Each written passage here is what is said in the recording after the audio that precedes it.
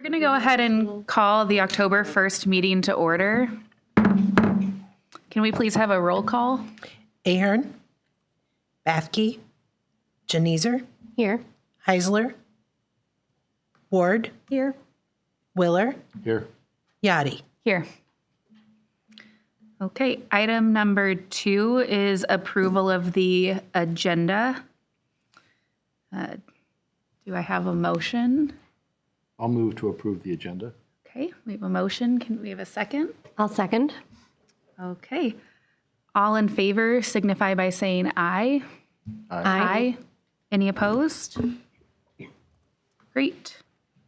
We'll move on to item number 3, which is the preliminary site plan.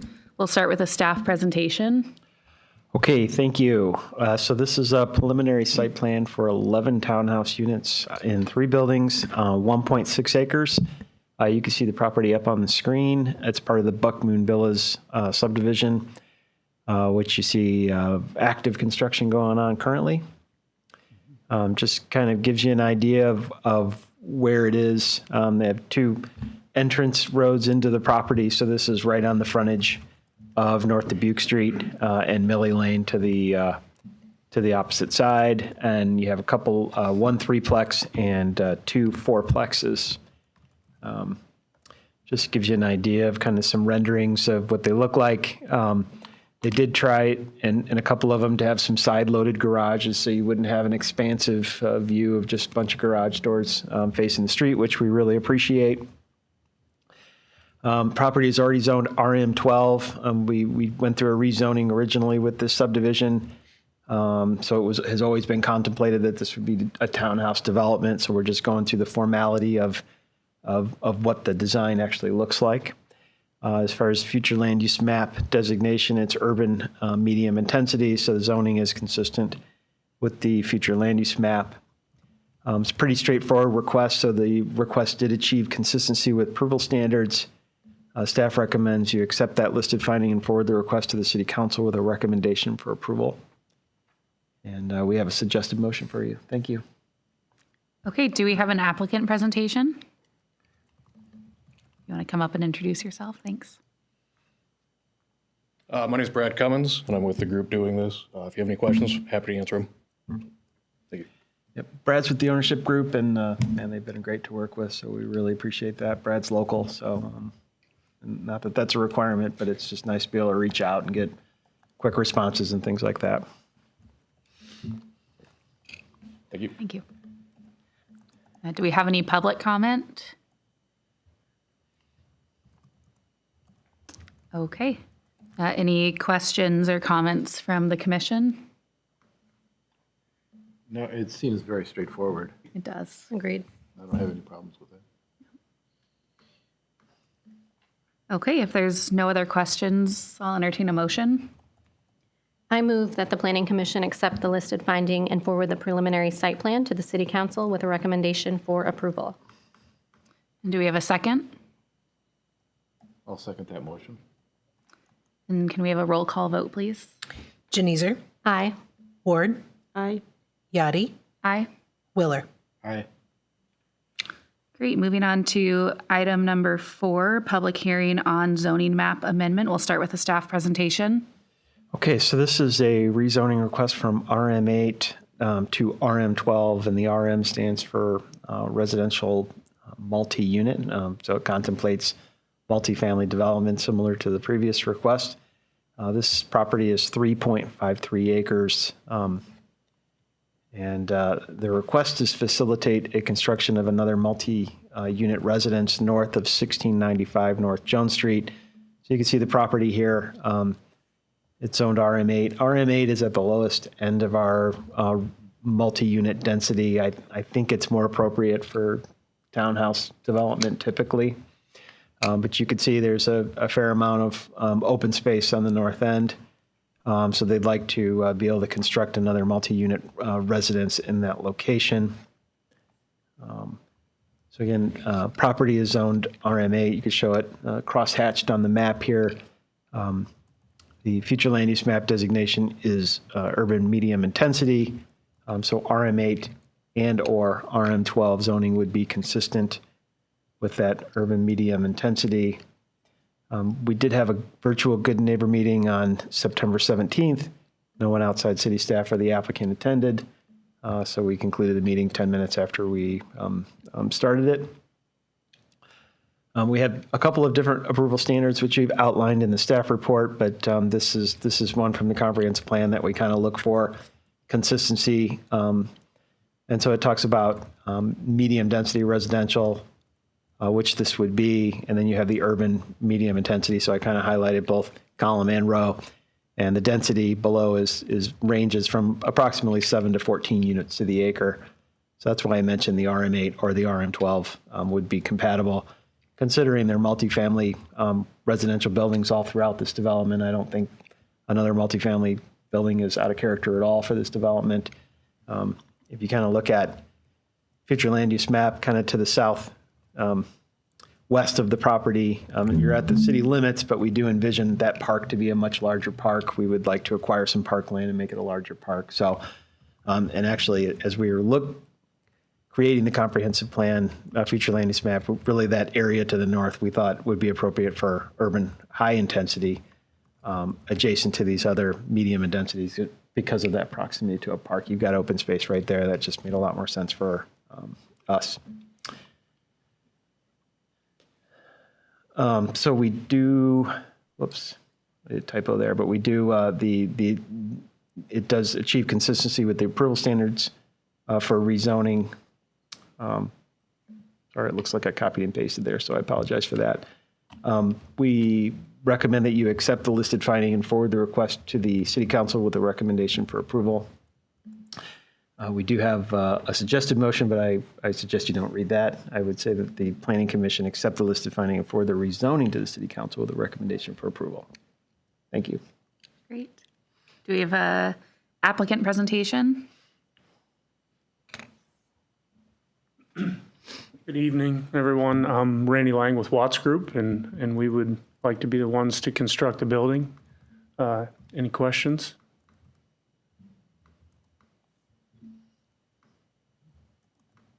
Nope. Okay, Thank you. Thank you. Do we have any public comment? Okay. Any questions or comments from the commission members? It's not specific to the property, but more of the park. Is there a timeline on the park?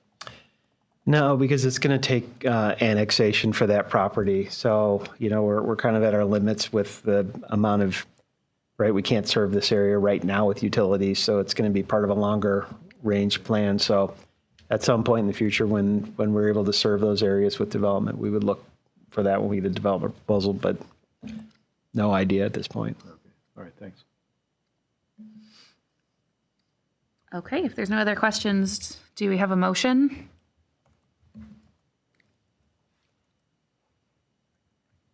I move that the Planning Commission accept the listed finding and forward the rezoning to the City Council with a recommendation for approval. And a second?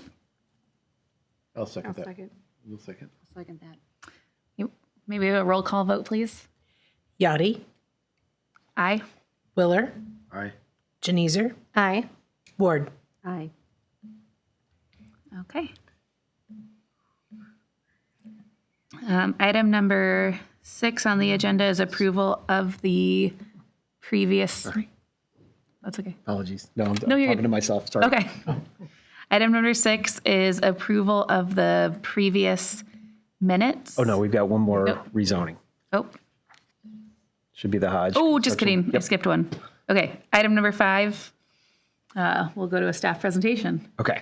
And I wasn't talking about that. I was talking. No, I just got too yeah. fast scrolling. No, just over here talking to myself. So yeah, this is a request of Hodge Construction Company rezoning from RM21, which is also a multi-unit residence district at the highest end of our residential density. So the 21 is 21 units to the acre, which in some communities is probably more of a medium type, but for North Liberty, that's on the higher end. Their request is to go to C3, higher intensity commercial district. I know that the C3 says commercial district. It's really what I would consider to be a mixed use district. Allows for commercial and residential development, both in what we call horizontal mixed use, meaning in different buildings, or we call vertical mixed use, which could be within the same building. This C3 zoning was created a couple years ago, and we did a large reorganization to the zoning ordinance, and it just didn't make a lot of sense to wholesale change the other classifications because we had, C1, C2. We just kind of went down the line and made a C3, and it just made sense to call it commercial. But it is, in my opinion, more of a mixed-use district. C2 is as well. But you can see the location. It's on the north side of Forever Green Road, east of Bernardi Drive. You can see that light blue line that runs along the north side of Forever Green Road. That's actually the city limits. And so, and surprisingly, not everyone knows this, but the south side is in the city of Coralville, north side's city of North Liberty. And as you get to the west side of Forever Green Road, it jogs down, and the hospital's in North Liberty and jogs, kind of meanders back and forth a little bit. But this is just a concept only. We've asked the applicant to provide this about, hey, what do you want to do with this development? And they had indicated they want to construct some higher density multi-unit residences. And the 21 units to the acre was limiting for them. They're actually a much higher density. And the reason there are a higher density is because normally a development would have on-site stormwater detention, but the stormwater detention is on the adjacent lot to the east. So just on the surface, I think it appears to be a higher, sometimes when you look at 40 units to the acre, you're like, wow, that's pretty dense. But if you factor in the stormwater detention, it's really not. I would also add that you could see that the north end of the property is showed as townhouses. We had asked that a portion of the north end of the development be left out because it just didn't make a lot of sense to have the entire property a high density or something that would be 5 stories right adjacent to some home sites right to the north. They were respectful of that, and we appreciate that. So they offered that area could be townhouses, which would be more appropriate as a transition as you get to the residential properties. So here's the zoning map, shows the RM21 zoning. And again, and then the future land use map, urban high intensity. And I'm going to discuss a little bit why the urban high intensity was chosen when we adopted the comprehensive plan. I remember specifically looking at this property, and it made sense for a variety of reasons. Number one, you've got the RM21, which is at the higher end, so that makes sense to have urban high intensity. And I'll talk about that in a few seconds. We did have a virtual good neighbor meeting on the 17th as well. We did have a few people outside of city staff and the applicant attend the meeting. No one had any really questions. We do have some correspondence that I included in the background material. Somebody had, an adjacent homeowner raised some concerns about a type of commercial development. And we had I thought a good conversation. It is a legitimate concern. You could have commercial development there. I do think, and I'll talk about this a little bit, it would be appropriate for either, I think, commercial or residential development. But the concern's legitimate. And here's that same table that I talked about a little bit earlier. It talks about community commercial, higher density residential in that higher urban high intensity category. And high is 14 plus, so higher than that. Just a few things into the logic of why we thought this was appropriate for higher density, especially with the future land use map. Number one, location on an arterial road. Forever Green Road is an arterial road. It's it's the highest classification we have for city streets, where you see all of our major traffic coming through. And Forever Green Road's eventually going to extend over to North Liberty Road and continue east to Dubuque Street. And so it is and will be a highly traveled road and corridor through the community. Obviously, you've got access to grocery and a community hospital right there, and a lot of other things happening on Forever Green Road. So makes sense when you've got being on an arterial road. You'll hear me often say in the planning world that some certain types of densities make sense in certain locations. I think it makes sense here, as I'll talk about. compatibility, and I mentioned Coralville is on the south side, so I decided to show a map of city zoning on the north side, shows the RM21, but on the south side, a lot of C2 zoning, which is already commercial. I mean, we can see the existing built environment. You can see right across the street is the nursery, but you do have commercial zoning in the area. So we didn't feel that commercial zoning or uses was out of character for the area. You may have heard kind of these trends go back and forth, but there is something called what we call a 15-minute city. And I actually drew a radius from the center of Ranchaw and Forever Green Road and went out half mile. And that's about a 10-minute walk. But it just, the idea is that you should be able to walk or bike and get to places within 15 minutes. And sometimes that's in conflict with some of the way cities have been planned over the past several years, because we try and divide these uses of putting residential over here and putting commercial over here. And that's fine. I live in a strictly residential area and I like it. I always advocate for giving people options for having both, right? If you want that, that's great. We've got it here. We have a variety of housing types here, which I think is great. But I think some people also want to live in higher density developments that are close to amenities, like trails. We've got trails running along Forever Green Road. It's part of our future trail network. You've got a regional trail, the North Liberty Road Trail. It runs along the railroad tracks. You can ride that all the way down to the Strip and to the mountain bike trails. I've done that down there. Again, Forever Green Road is going to be planned to go over into Coralville.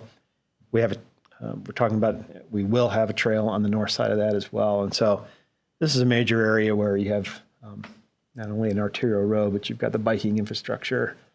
You've got within a walking distance, grocery stores, office, retail, those types of things.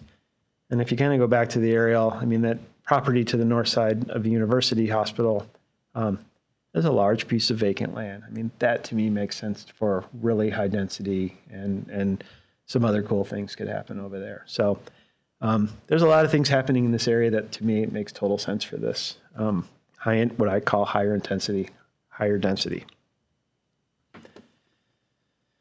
I know people talk about traffic. This is the 2022 DOT traffic counts.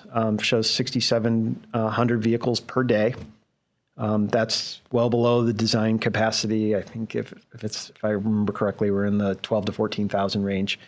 Actually, if you look at Front Street, which is a lower classification road, has 7,700 vehicles today. As obviously that connection into Coralville happens for Forever Green Road, that traffic's only going to pick up. Talked to Coralville a little bit and said, hey, what's our long range plan for that three-way stop there? They said, yeah, we do envision, because this area of Forever Green Road is owned and maintained by the city of Coralville. Their long-term vision would be a roundabout in that location as traffic picks up. I think that makes a ton of sense. Somebody brought to my attention, how Penn Street and Front Street used to be, and I think that'd be a similar situation. I mean, Penn and Front with that new roundabout just moves traffic beautifully. I think this would be the same thing. I think their long-term vision would be to connect into the park to the south. I mean, there's obviously some property acquisitions that need to occur, but just to kind of give you some insight of the long-range thinking and planning that's going on in the various communities. Okay, so the rezoning request to RM21 to C3 would achieve consistency with the approval standards in the zoning code. Staff recommends the Planning Commission accept that listed finding and forward the request to the City Council with a recommendation for approval. And I have the correct suggested motion on there. Thank you. Great. Do we have an applicant presentation? Good evening. John Marner with MMS Consultants representing the applicant for this project. I think Russ did a great job of covering all the aspects of the project. I would just add too that this providing this type of use with close proximity to the schools in the area is I think also desirable in addition to the trail, the arterial road for Forever Green. I think it makes sense. Available for any questions if you have any. And if I do remember John correctly, it'd be one level of parking and then 4 stories above, I think is probably what they talked about. Correct. That's what has been contemplated up to this point. And are there driveways onto Forever Green? No, so we originally with the concept, I want to point out that this is a concept. The original discussion we've had with them was no, we didn't want that. Yeah. So I don't want to say that this locks us in, but that was one thing that John talked about. I said, we don't feel comfortable with that. I think ultimately with the property to the east, there's an opportunity to have joint access that goes to the east to access Front Street. But yeah, with the amount of traffic coming on Forever Green, we didn't think it was a good idea.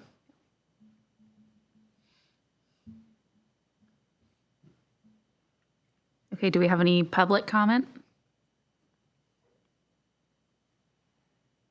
Any questions or comments from the commission? On the traffic, the amount of traffic, it's you said the 2022 survey. Did that include any traffic from the hospital when it opens? No, It doesn't? nope, that's just counted traffic in 2022. So if I remember the traffic study that was done for the hospital, they were, besides the stoplights that are already in place, there was one that suggested one at Cross Park Road. That's right. For Evergreen because of the amount of traffic. That's correct. And I know I drive this road I drive Forever Green about 3 or 4 times a day. And it gets, even, well, at rush hour, I call rush hour, it's pretty intense, but even during the day, and folks trying to get out of the development to the north of Forever Green, it takes some time. Yeah, and I will say that those real traffic situations help inform us for, we're looking at development on the west part of Forever Green and where those accesses should be in proximity to Kansas. And I don't know, I'm certain we would feel different about things knowing what we know now, Yeah. And it was interesting to see these numbers because my first thought when looking at this was having sat backed up a half mile down 12th Avenue trying to get onto Forever Green because the roundabout's so backed up. I also would wonder what the impact now that we've moved more kids to the junior high because we brought 6th grade up. I have to imagine that that's having some impact on increasing traffic. So I would hope that we would maintain not having at least direct access to Forever Green because I just think that area is so congested. I do think it'll get better, but right now that area could be really messy, especially in the 4 to 5, 5 to 6 we time. call it that AM peak for school Yeah. and that PM peak, that small window for sure. Yeah. Any other? Okay. If nothing else, do we have a motion?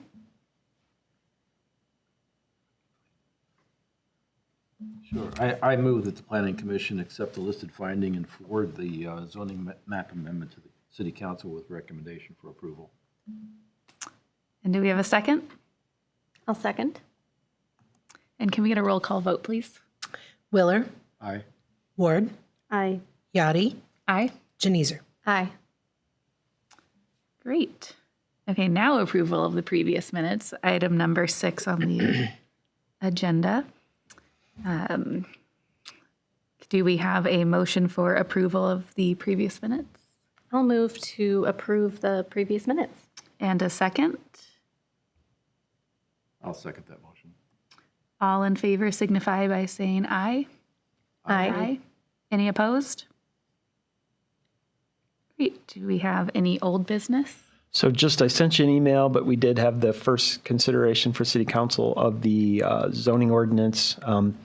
The portion for accessory dwelling units was pulled out of that, and they approved everything else. We still have 2 more readings, so there's a lot possible, but I'm not sure that the future looks great for it, but that's okay. I think there's a lot of opportunities, and I just like at the Planning Commission, there was a lot of discussion at City Council for that use, and rightfully so. It was brand new, so we'll just kind of have to see what happens at the next readings. But just wanted to let you know that. But I appreciate all the questions you guys had, at the last meeting helped me think through some additional things that I didn't bring out. It's always helpful. Thank you. So did pulling out the ADU, does that kick that part back to a first reading? Or does it? No, Oh, it doesn't, okay. no. The ordinance has, let's say, 5 things in it. They have amended it to take one thing out at their first reading. At the second reading, they could amend it to put it back in or not. That's up to them. I think they wanted to have additional discussion, and that video is available, I think, online if you wanted to go review it. But they will make that determination at one of the next readings, and if it does not get included, they may direct us to bring it back again as a separate ordinance for its own consideration, and we'll do what they say. Thanks. Okay, item number 8, any new business? Just had a couple of new applications this month. I think there's 3 of them. So we'll have new business for next month, but always something going on here. So that's always fun. Okay, great. If nothing further, I'll entertain a motion to adjourn the meeting. I'll move to adjourn the meeting. Okay, do we have a second? I'll second. Okay, meeting adjourned.